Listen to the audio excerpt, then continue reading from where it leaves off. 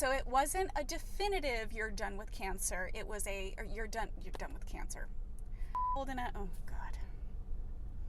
But apparently cancer does not, or cancer, chemo. Blah, I can't talk. Oh God. I don't. Hold on.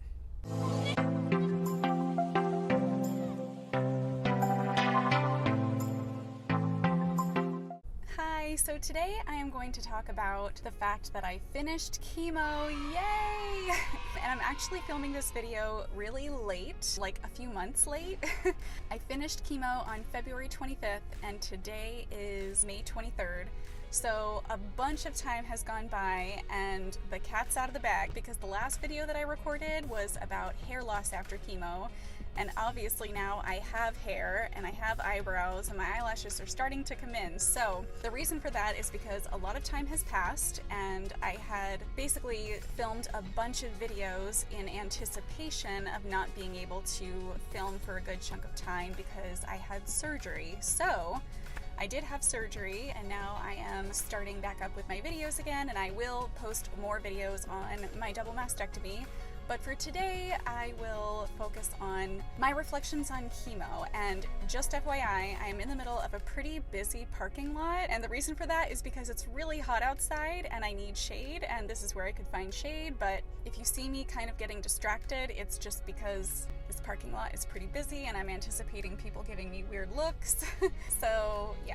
So I did a whole bunch of videos before my surgery. Fast forward to now, it's like a couple months later, so if I seem rusty, it's because I am, but I'm just gonna do my best. So I'll just get right into it. So I finished 3 rounds of chemotherapy and it took about 3 months and it actually went by really fast. So I'm gonna talk about not just chemotherapy, but from the time that I was diagnosed to the time that I completed chemotherapy. So I was diagnosed on November 10th, 2020, and I completed my chemotherapy on February 25th, 2021. So the time actually went by really fast. At first, it kind of felt like my entire life was being consumed by cancer and my treatment and testing and phone calls. There were so many phone calls. It was like my phone never stopped ringing for scheduling appointments, confirming appointments, letting me know what I needed to do before appointments. And it was so many appointments. I had the first biopsy, then there was the second biopsy, then there was the MRI, then there was chemo education, then there was,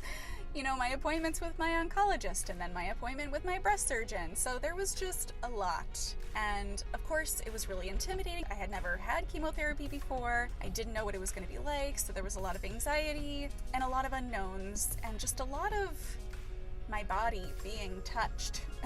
Yeah, it was a lot to kind of get used to. But probably after the 3rd chemo treatment, things sort of started evening out. I would go in for chemo every Thursday and things just started feeling like they had calmed down and I was sort of used to this new routine, this new way of life, and all of a sudden it was just normal. So at the time of my 6th chemo treatment, before my treatment, I met with my oncologist, and every time I would see my oncologist, she would do a breast exam to see if she could still feel the tumor. And I remember before my 6th chemo treatment, she could not feel the tumor, and I hadn't been able to feel it either. My husband hadn't been able to feel it either. So it seemed like the chemo may have been working. So I was feeling encouraged, but at the same time trying not to get my hopes up, but it was exciting. So when I had met with my oncologist, the first tentative plan that we made was that I was gonna have 3 rounds of chemo, and then we would do an MRI, and based on the results of the MRI, that would determine whether I needed more chemo or if I was done. So after my 11th chemo treatment, I did go in for another MRI, and the day of my 12th chemo treatment, which was supposed to be my last one, I was scheduled to meet with my oncologist first. And so I did, and she gave me amazing news, which was that there was no invasive cancer left, which means the chemo kicked its butt. And it was basically the best news that we could have gotten. I was like shaking, I was so happy. And she was really happy. At the time, the cancer center was still not allowing visitors, so it was just me and the oncologist. But I immediately let my husband and my parents know, and it was amazing. That was such a good day, and I really hope that anyone who's watching this will have a day like that too. that you will learn that whatever your treatment plan is, that it's working or it worked exactly how the oncologist wanted it to, and that you can have that same feeling that I did.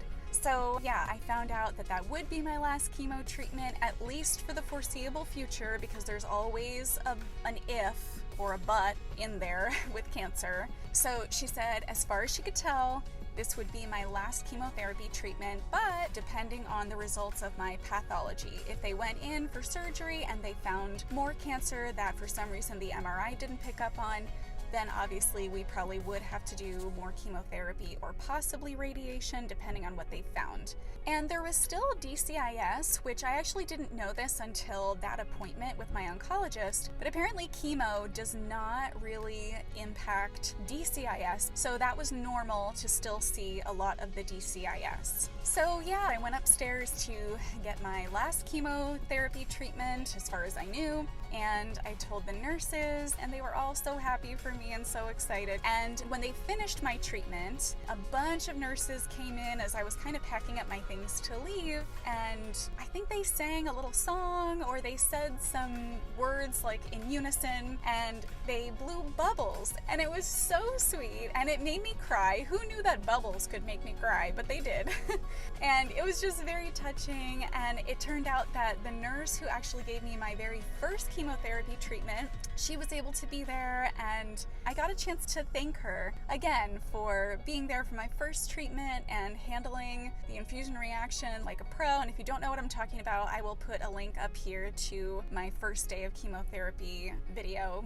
But it was very touching. It was a very sweet day and memory. So I actually did not ring the bell. There's a tradition of when you're done with chemotherapy, ringing this bell and reading, I don't know if it's a poem, but some words on this plaque that the bell is attached to, and then you ring the bell and it indicates that someone is done with chemotherapy. So I didn't ring that bell because I knew that I would be coming back for infusions of Herceptin after surgery. If you want to know more about my treatment plan, I'll put a link to that up here. But because I knew that I was going to be coming back for 9 more months of an infusion of Herceptin, I didn't ring that bell because I felt like it would be more meaningful to ring it after I was done with all of my infusion treatment. So that video will be to come. So then after I completed chemotherapy, it was very strange and kind of disorienting to not go in for chemo. It was just not in my routine to not go to the cancer center. So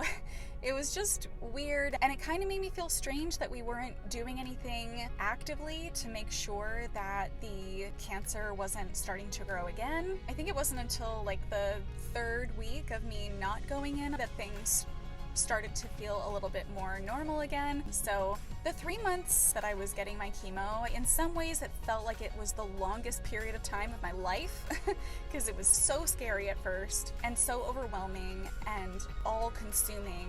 But then also it feels like it went by really fast because it kind of became normal, and I was kind of just marching along and taking all the steps that I needed to take, and it became a routine. So yeah, that was the end of my chemotherapy experience. It's over. I can't believe that that's over. So I still have more steps in my treatment. I am not done.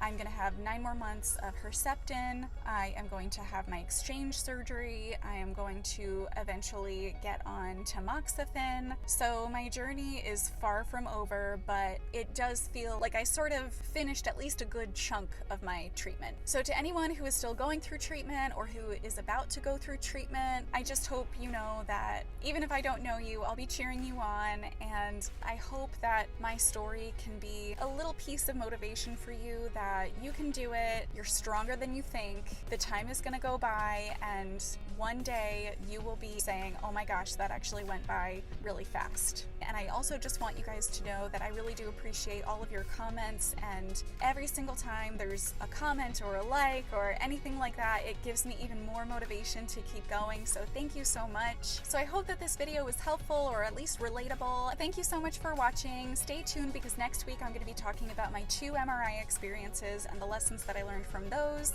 and I'll talk to you in the next one. Bye.